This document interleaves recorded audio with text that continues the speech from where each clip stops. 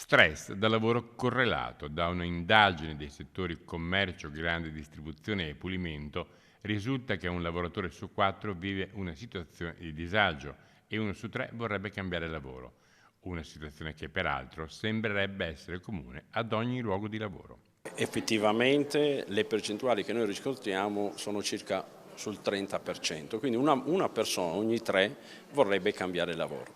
Questo lo stiamo registrando un po' su tutti i settori ed è indubbio che se su tutti i settori vuol dire che dobbiamo cambiare proprio la struttura, il modo di accogliere le persone all'interno dei posti di lavoro e il modo di farli partecipare all'attività. Ci preoccupa la situazione dei luoghi di lavoro, i modelli organizzativi dai quali emerge con chiarezza che sono modelli organizzativi che non fanno stare bene le persone al lavoro. Le voci dell'indagine sono articolate e molteplici, con un 65% dei lavoratori che giudica il suo carico di lavoro eccessivo, il 47% che ritiene sia troppo faticoso e addirittura il 73% che ritiene di ricevere richieste cognitive definite rilevanti. L'auspicio per il futuro è che questo non sia un evento conclusivo, ma che sia l'inizio di una collaborazione anche con le istituzioni bellunesi.